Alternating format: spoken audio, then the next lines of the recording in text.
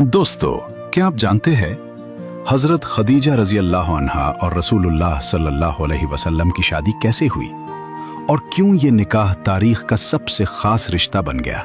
आइए जानते हैं। ये वो दौर था जब जवानी की इब्तिदा थी, मगर जिंदगी में कोई ज़ाहिरी शान और शौकत नहीं थी। रसूलुल्लाह सल्लल्लाहु अलैहि वसल्लम सादगी के साथ जिंदगी गुजार रहे थे। बकरियां चराते, मेहनत करते और हलाल रिस्क कमाते थे। यही वो मेहनत और दयानत थी जिसने आप सल्लल्लाहु अलैहि वसल्लम को लोगों के दिलों में जगह दी। मक्का के लोग आप सल्लल्लाहु अलैहि वसल्लम को सादिक और अमीन कहते थे, क्योंकि आप सल्लल्लाहु अलैहि वसल्लम की सच्चाई और अमानत पर किसी को शक न था। फिर एक वक्त आया जब एक मुअज़्ज़ज़ और दाना खातून हज़रत खदीजा रज़ी अल्लाह अन्हा ने आप सल्लल्लाहु अलैहि वसल्लम की सच्चाई को पहचाना। उन्होंने आप सल्लल्लाहु अलैहि वसल्लम को तिजारत की पेशकश की, और ये वो लम्हा था जिसने आप सल्लल्लाहु अलैहि वसल्लम की ज़िंदगी का एक नया बाब खोल दी।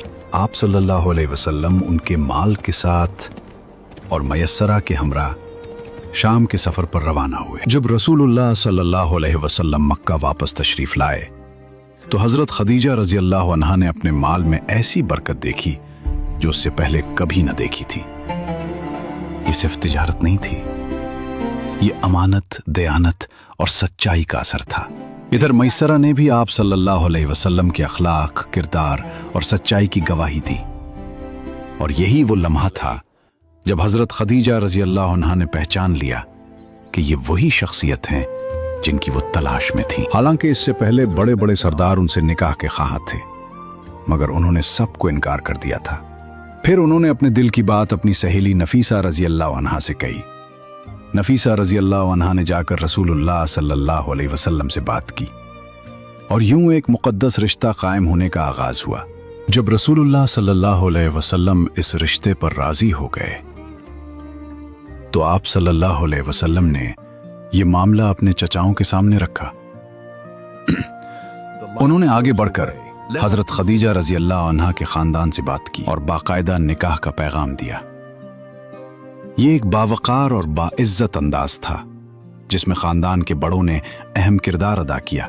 निकाह की इस तकरीब में बनी हाशिम के मुअज़्ज़ज़ अफराद और कुरैश के बड़े बड़े सरदार शरीक हुए। फिर वो बाबरकत लम्हा आया जब ये मुक़द्दस रिश्ता कायम हो गया। मलिक शाम से वापसी के कुछ ही अरसे बाद की बात है, जब एक बाबरकत रिश्ता कायम होने जा रहा था।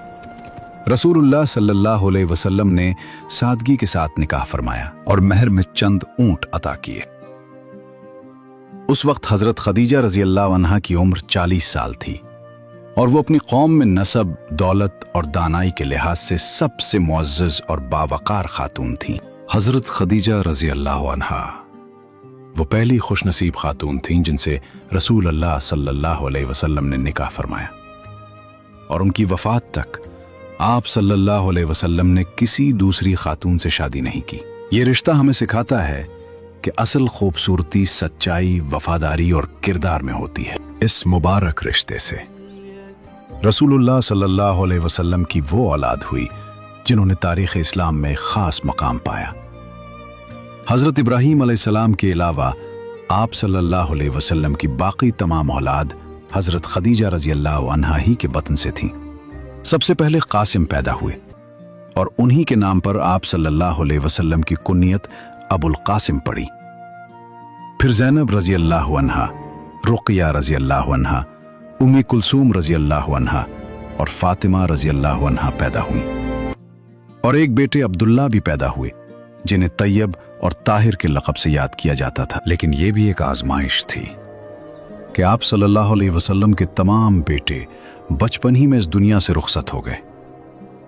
अलबत्ता बेटियों ने इस्लाम का ज़माना पाया, ईमान लाए और हिजरत का शरफ भी हासिल किया, मगर वक्त ने यहाँ भी सब्र का इम्तिहान लिया।